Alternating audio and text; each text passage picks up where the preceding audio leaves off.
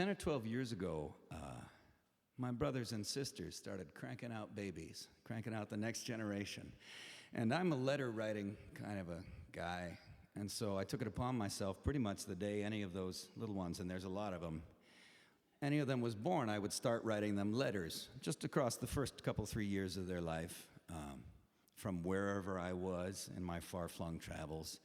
I knew that infants can't read, but what I was really after was I wanted to give the adults that they would be in the middle of this century some picture of the world that we all lived in when they were babies. That's really all I was after. And I would tell them about where I was traveling, and I would tell them sometimes about some of the ideas that I'd encountered coming from people that I'd met. And right in the middle of all this, I met an astrophysicist named Vlad. I play a gig every summer at the National Youth Science Camp in Bartow, West Virginia. It's a gig that takes place in a cave. And that's where I met Vlad, and I asked Vlad a pretty simple question. And Vlad actually gave me an answer. And as he was telling me the answer, I realized that I needed to get his answer out into the world. And so I made a record called Letters from a Flying Machine, which includes songs, those 2 songs I just played, but it also has 3 or 4 letters, sort of prose pieces written in the form of letters. And this is called Vlad the Astrophysicist. The reason I call it Letters from a Flying Machine is because, I don't know about you, but I don't have any time anymore. My time has just been swallowed by the 21st century, and the only time nowadays I have to write a proper letter is when I'm on an airplane. So nowadays my letters sound like this.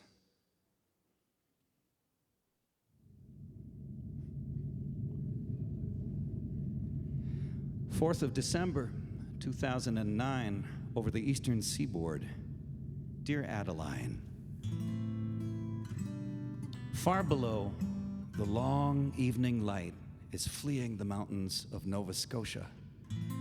With any luck, I will get some sleep in the sky tonight and wake up in Ireland. This summer, for reasons that are too complicated to go into here, I found myself sitting behind a motel in remote West Virginia with an astrophysicist from the Czech Republic named Vlad. Now, Vlad and I see each other every few years, and we get along famously, probably because I love astrophysics, and he loves music, and we love beer. In fact, we had found some beer at a gas station, and we were drinking it and talking as we sat in the middle chairs there behind the motel where the river goes by, looking up at a huge West Virginia sky full of stars. Vlad, I said, I've always wanted to know the answer to this question, and you strike me as the only guy that I'm ever going to meet who can give me an answer. So, lay it on me, pal. Are there intelligent civilizations out there other than ours? And if there are, why have they not contacted us? Vlad looked at me over his glasses, and he said, that is 2 questions. The first question is easy enough to answer. The answer is yes, many, hundreds. Given the abundance of stars and the abundance of amino acids wherever you look in the universe, very likely many civilizations have arisen. No, second question is the only question that matters and is difficult to answer. But here is my best guess. You must use your imagination. And he held his hands out at shoulder width and he said, I want you to imagine the universe is only this big, only the size of a beach ball.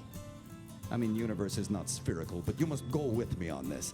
Now, imagine all of time, 13.5 billion years from Big Bang until now. Imagine that takes only 5 minutes. On that scale, consider us. We are intelligent civilization, yes? I mean, we make radio waves, rocket ships, baseball, Great Wall of China, bluegrass, Bach sonatas. Yes, clearly intelligent. The only question is, how long do we last?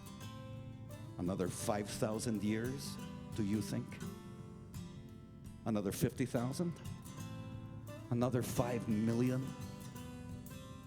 It does not matter.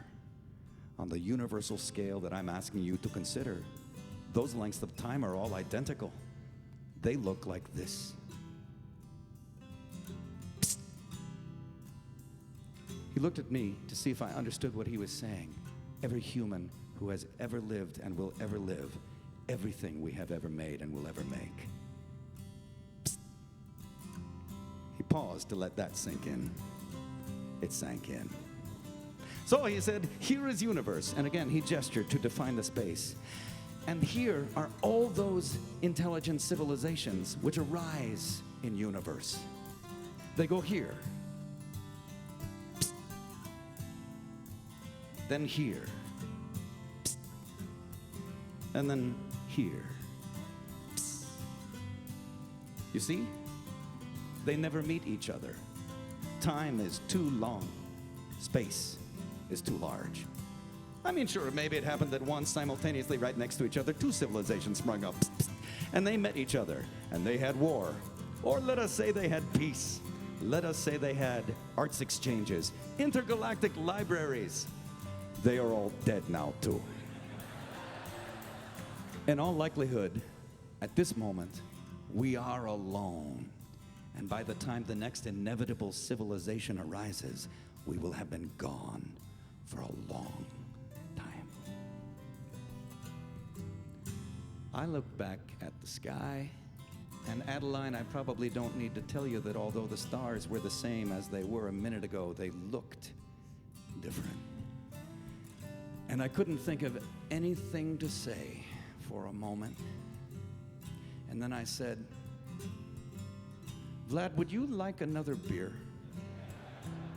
Anyhow, Adeline, the word came from your household that this is the week you began lifting your head up all by yourself and looking up at those faces that hover over your crib and occasionally favoring one of those faces with a smile. You keep up the good work. Love, Uncle Peter.